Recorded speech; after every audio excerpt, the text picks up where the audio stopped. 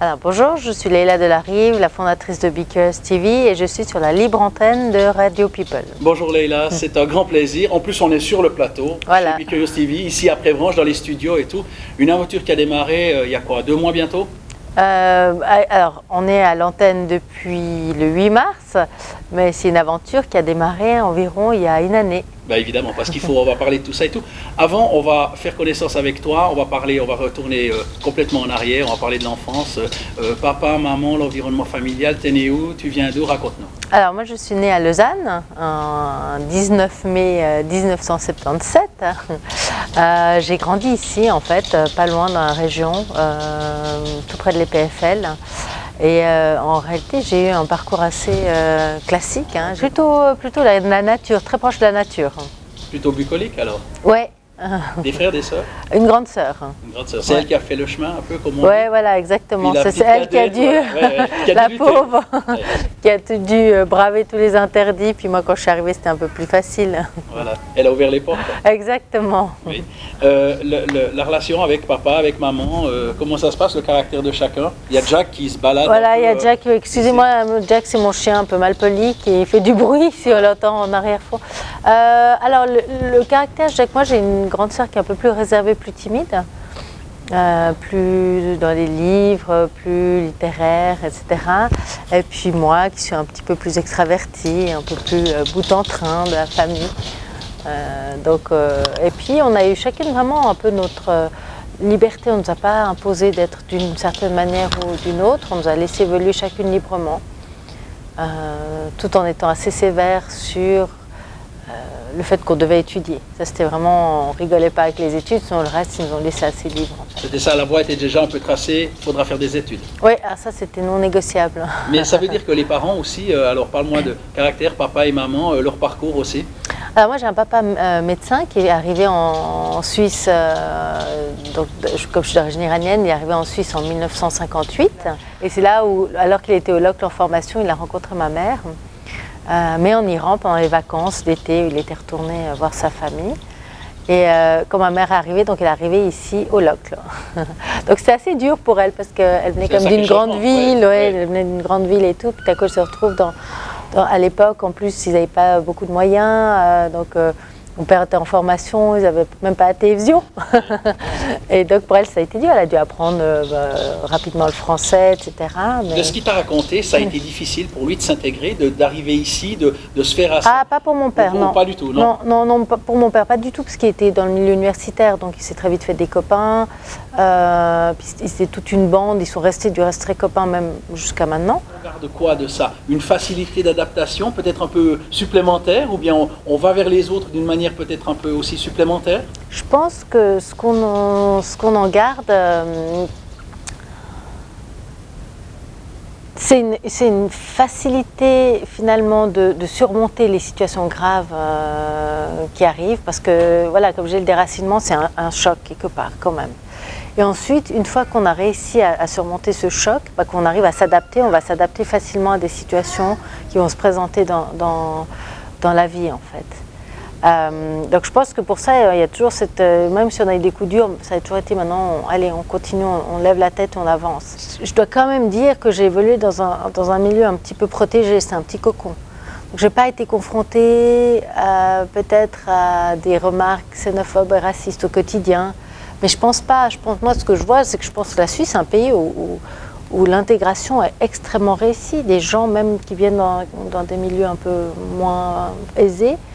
Je trouve qu'il y a une jolie... le résultat de l'intégration, et on peut réussir en Suisse d'où qu'on vienne en fait. Et c'est ça, l'accès aux études est permis à tous.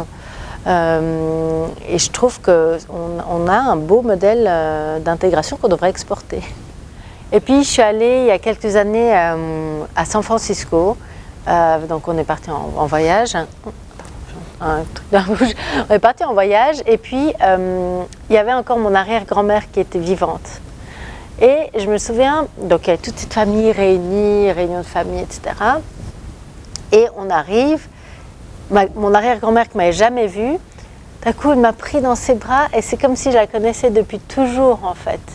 Et cette famille que je connais peu, mais quand on se voit les liens du cœur et du sang, c'est unique. Ça fonctionne. Ouais. C'est comme si on s'était jamais, même si on s'est vu une fois, même avec des cousins lointains, c'est comme si on se connaissait depuis toujours, quoi. Donc, ouais, c'est précieux, en fait, comme lien. Je sais même pas, je pense que même avec des garçons, moi j'ai une mère qui est assez stricte, je pense qu'elle aurait été stricte. C'était pas le fait qu'on soit des filles, mais c'était vraiment le fait de dire si vous sortez, vous allez être crevés, donc vous n'allez pas étudier, donc blablabla. Alors c'était vraiment la clé, les études pour s'en sortir, pour réussir dans la vie, c'était ça. Il y avait une.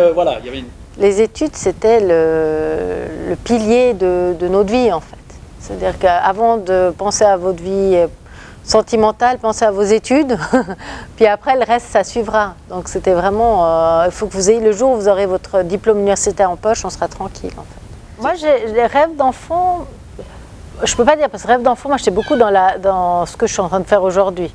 Donc créer des concepts, des jeux, des émissions, filmer, j'étais très très créative. Après, vient l'âge où on cherche l'adolescence. Et puis, moi, on me disait, tu seras médecin, parce que c'est vraiment, médecin, c'est numéro 1 en Iran, c'est la profession. Après Dieu, il y a les médecins.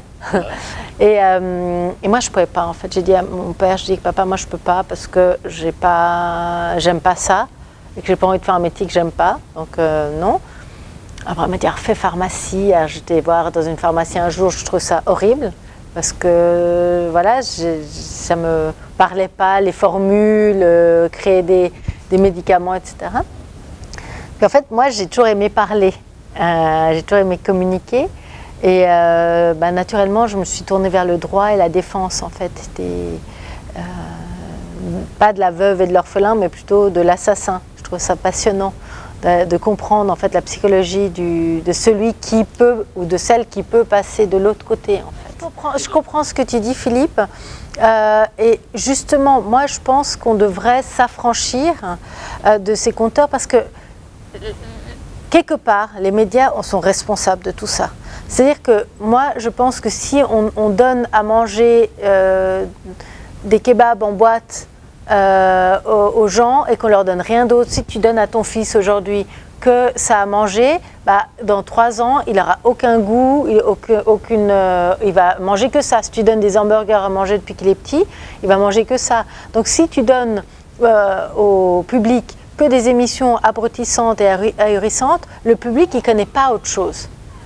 Et moi, je veux croire dans la résilience de l'être humain. Je veux croire que les gens sont tous intelligents et que justement, si on arrive à capter leur intérêt, alors effectivement, il faut savoir maintenant doser entre le pur télévisuel qui est très lisse, très truc, et puis amener un côté fun.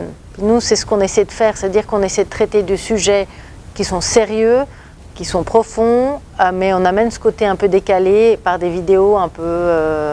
parce qu'il faut se divertir. On ne peut pas être que dans l'intellect. On a envie qu'on rentre, moi, après une journée de boulot. Bon, là, maintenant, mes repères sont complètement perdus. Je ne sais plus ce que ça veut dire, une journée de boulot, parce qu'on rentre à des heures de dingue, on bosse comme des dingues. Mais à l'époque, quand j'étais avocate puis que j'étais au barreau, même si je travaillais beaucoup, le soir, j'arrivais à rentrer plus ou moins à des heures décentes. Et j'avais envie d'allumer la télé et de voir un truc marrant. Une année pour mettre le projet sous toi, pour démarrer et tout. Comment c'est venu cette idée de dire, tiens, j'ai envie d'avoir ma propre télé Je ne voulais pas avoir ma propre télé. Moi, j'avais une émission sur la télé Vaud-Fribourg, une émission juridique. J'étais en pleine réflexion parce que j'ai toujours été très engagée pour la cause des femmes, mais non pas dans le sens... j'ai fait beaucoup. Voilà, moi j'ai pas parlé, j'ai fait. J'ai été très active dans les comités, dans les associations qui viennent en fait comme relais pour les femmes en transition de carrière qui après un divorce ou après ne pas avoir travaillé après 20-30 ans se retrouvent sur le marché du travail. C'est très compliqué, c'est des situations très précaires.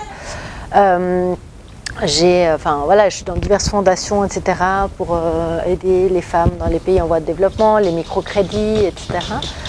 Et il me tient à cœur d'assurer la relève féminine parce que je trouve qu'il n'y a pas assez de femmes qui sont présentes, mais de plus en plus maintenant. Mais voilà, d'avoir des modèles féminins forts qui donnent envie aux autres femmes un jour d'entreprendre, de briller des postes à responsabilité, de direction, etc.